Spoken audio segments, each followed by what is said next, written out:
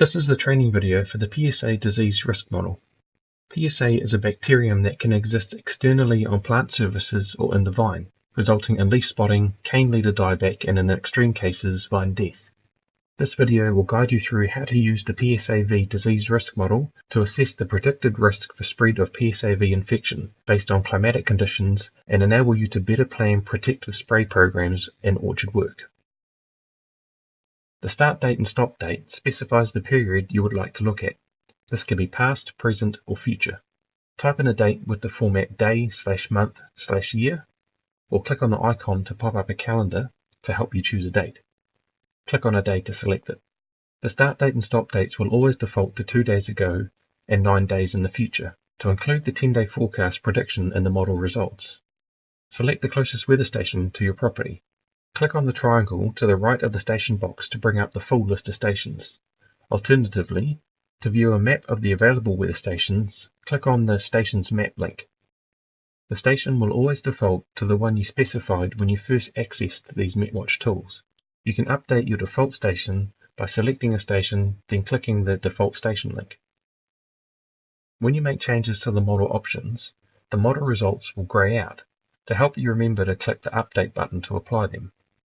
If you change an option by mistake, click the Reset button to undo any change made since you last clicked the Update button. This will ungrey out the model results. The PSAV disease risk model expresses how likely weather conditions are for infection using temperature, leaf wetness, and rainfall to calculate an R index. This R index has 4 categories of risk.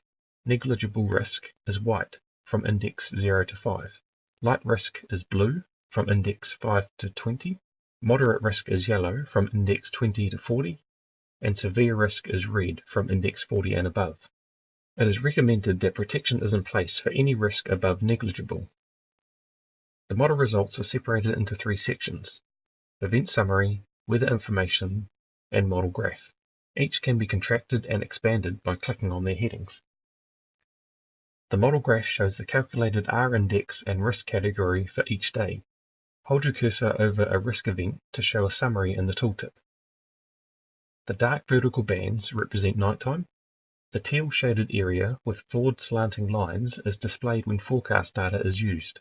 The maroon shaded area with backward slanting lines is displayed when data is missing. The weather information section shows the weather data graphs that the risk model was calculated on. Again, holding your cursor over one of the plots will show you the details in the tooltip.